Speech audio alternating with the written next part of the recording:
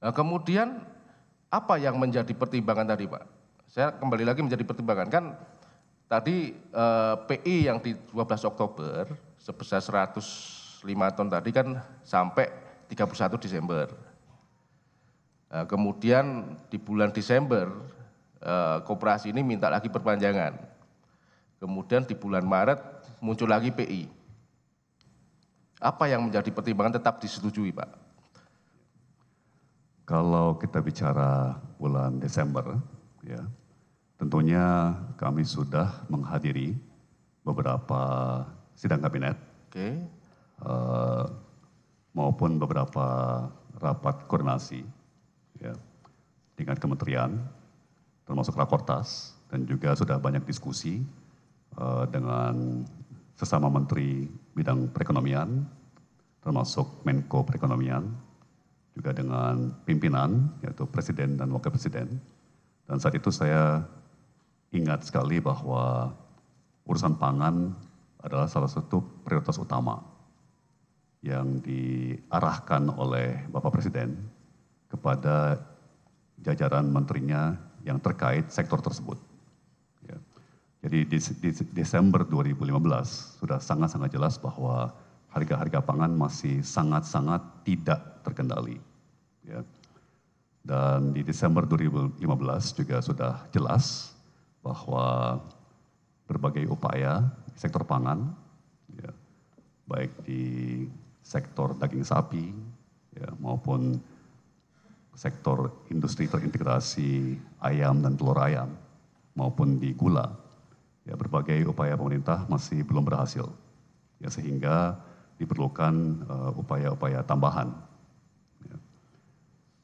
Dalam hal khususnya gula, ya, sangat jelas pada saat itu, ya, bahwa penugasan Menteri Perdagangan pendahulu saya, Pak Rahmat Kobel, bersama-sama Ibu Menteri BUMN, Ibu Rini Sumarno, yang menugaskan PT PPI untuk mengadakan 200.000 ton gula dari para PTPN dan RNI, tidak berhasil, ya, dengan realisasi hanya 57.000 ton dari targetnya 200.000 ton. Ya.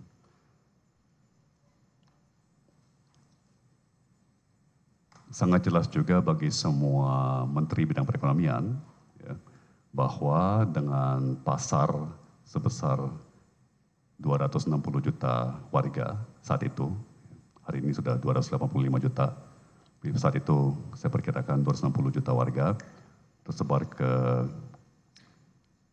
puluhan provinsi, ribuan kota, ratusan ribu desa, ya, dan melihat perkembangan harga dan stok saat itu, ya, kita akan membutuhkan sebanyak mungkin, sebanyak-banyaknya entitas yang sanggup dan bersedia untuk ikut serta membantu dalam upaya pemerintah untuk mengendalikan harga-harga pangan.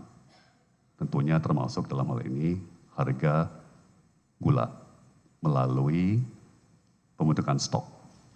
Ya, karena tentunya lonjakan harga itu hampir selalu terjadi saat stok menipis atau persepsi terhadap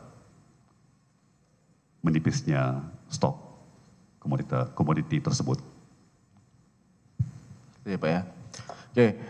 Kemudian apakah juga saudara menerbitkan setelah tanggal 8 Maret tadi, di tanggal 8 April juga menerbitkan persetujuan impor kepada PT Angel Product sebanyak 157.500 ton. Kelihatannya begitu, ya, betul. Nah, kemudian kalau kita berkaca dari Rakortas di bulan Desember 2015, itu kan kebutuhan gula, itu pun bukan di kesimpulan ya. Dari Menko itu menyatakan kebutuhan gula kurang 200.000 ton. Kemudian saudara kan juga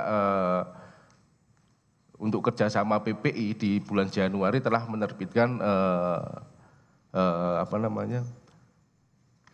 200.000 ton. Kemudian 200.000 ton itu kan untuk kebutuhan selama 5 bulan. Itu dari Rakortas, dari notulen Rakortas.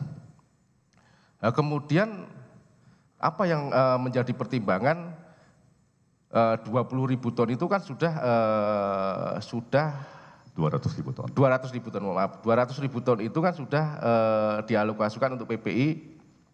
Kemudian kenapa masih ada yang saudara terbitkan di tanggal 8 April sama 8 Maret tadi yang sebesar 105.000 ton sama 157.000 ton tadi, Pak? Apa yang menjadi pertimbangannya, Pak?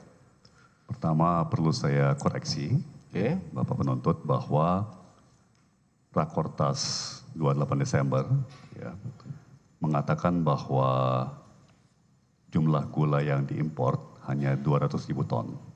Ya.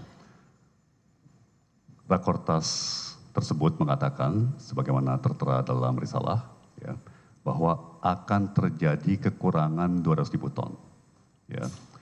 Tapi Rakortas itu juga dengan sangat jelas mengatakan bahwa stok gula nasional akhir tahun 2015, berarti juga awal tahun 2016, adalah 840.000 ton.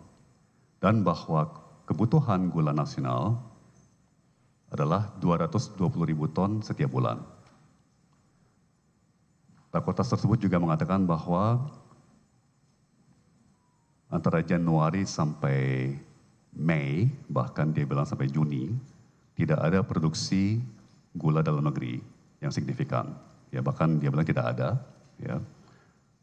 Sehingga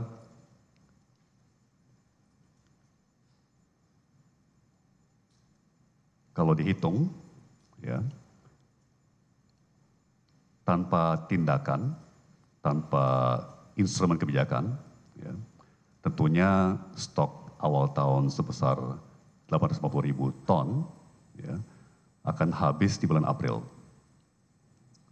Rakortas kemudian mengatakan bahwa jangankan stok 850.000 ton, sebetulnya tingkat stok yang optimal untuk stok gula nasional adalah 1,1 juta ton. Ya. Ekuivalen dengan 5 bulan konsumsi nasional. Ya. Berarti kita harus mengisi kebutuhan atau menutup kebutuhan 220.000 ton per bulan dikalikan 5 bulan, 1,1 juta ton, sambil menjaga stok gula 850.000 ton, dan bahkan meningkatkannya menjadi 1,1 juta ton. Tentunya selisih antara tingkat stok 1,1 juta ton dengan 850.000 ton adalah kira-kira 260.000 ton. Maka jumlah gula yang harus diimpor adalah 1,1 juta ton ditambah 260.000 ton atau 1,36 juta ton. Itu yang sebetulnya dikatakan, didiskusikan dalam Rakortas pada 28 Desember sebagaimana tertera di dalam risalah Rakortas tersebut. Ya. Perlu juga saya mengulang seizin majelis dan menegaskan keterangan dari saksi di persidangan sebelumnya dari Kemenko Perekonomian, ya, bahwa tidak ada aturan yang mengatakan hanya bagian risalah yang berada di bagian kesimpulan yang boleh dijadikan dasar sebuah kebijakan. Ya. Sebagaimana saksi dari Kemenko Perekonomian mengatakan, risalah Rakortas itu sekedar pedoman atau acuan, ya, kecuali terjadi konflik ya, antara menteri teknis yang berbeda, ya, di mana Rakortas dan peran Menko menjadi penting untuk merekonsiliasi konflik tersebut. Tapi dalam ini tidak ada konflik, semuanya konsensus, setuju, ya, sehingga saya kemudian menjalankan kesepakatan dalam Rakortas tersebut dan tentunya juga mematuhi aturan yang saya terbitkan sendiri, yaitu menentukan jumlah impor gula yang sesuai kebutuhan gula nasional yang telah disepakati dalam Rakortas. Ya. Jadi peraturan tersebut tidak mengatakan bahwa jumlah gula yang diimpor harus sama dengan kebutuhan, tapi harus sesuai dengan kebutuhan. Ya. Jadi itu yang menjadi dasar pertimbangan saya untuk kebijakan yang saya ambil selanjutnya. Oke, artinya seperti ini. Di dalam Rakortas di bulan Desember tanggal 28 tadi kan menyatakan stok akhir sebesar 840 ton untuk yang dapat digunakan untuk bulan Januari sampai dengan April 2016. Kemudian diperkirakan bulan Juni itu baru musim giling. Nah, kemudian stok minimal yang harus dimiliki adalah 1,1 dengan asumsi gula sebanyak 220 ton per bulan, dengan demikian diperkirakan kekurangannya adalah sebesar 200.000 ton. Itu di dalam Rakortas. Nah, kemudian kebijakan yang tadi saudara ambil tadi berarti murni dari perhitungan saudara sendiri? Tidak, Bapak penuntut. Oke. Itu adalah cara yang akurat dan tepat membaca risalah tersebut. Oke. Gitu ya. Nah, kemudian terkait persetujuan impor yang saudara tanda tangani, apakah memang dalam setiap persetujuan impor, khususnya gula, itu harus menteri sendiri yang tanda tangan? Atau sudah didelegasikan sebenarnya ke dirjen ataupun yang lain? Sesuai peraturan Permendak yang berlaku, yang juga diterbitkan oleh saya sendiri, tentunya peraturan tersebut mengatakan bahwa menteri mendelegasikan ya, wewenang untuk menandatangani, ya, menerbitkan izin tersebut kepada dirjen terkait. Namun saya ingin tegaskan, ya, tidak ada larangan kalau andai kata ada permohonan, ya, dari bawahan, ya, dari pejabat struktural yang berwenang, ya, yang tentunya punya tanggung jawab untuk memastikan dalam mengajukan permohonan tersebut, ya, semua syarat ketentuan peraturan perundangan yang berlaku sudah dipenuhi dan dipatuhi, ya. Saya tidak melihat adanya larangan kalau misalnya menteri juga menandatangani sebuah izin. Oke. Ada berapa PI selama sudah menjabat yang langsung sudah tandatangani terkait penugasan gula ini? Saat itu saya tidak hitung, ya, saat itu saya tidak memonitor atau tracking spesifik, ya, tapi setelah pemeriksaan tahun lalu, ya, oleh kejaksaan, kemudian oleh tim penasihat hukum saya dihitung katanya ada 21, ya, izin impor yang diterbitkan di saat masa jabatan saya sebagai Menteri Perdagangan. Oke, 21 ya. Yang dari 21 itu yang langsung saudara tandatangani ada berapa? Wah, saya tidak ingat. Tidak ingat. Nah, tadi kan ada beberapa yang sudah saya tunjukkan, ada 3 PI tadi yang untuk angel product tadi langsung saudara tandatangani sendiri. Padahal di dalam aturan yang saudara bikin sudah didelegasikan kewenangannya ke dirjen. Apa yang menjadi latar belakang pada saat itu sehingga saudara selaku menteri harus menandatangani sendiri persetujuan impor tersebut? Saya tidak ingat. Tidak ingat. Dan sampai sekarang pun saya juga tidak ingat persisnya apa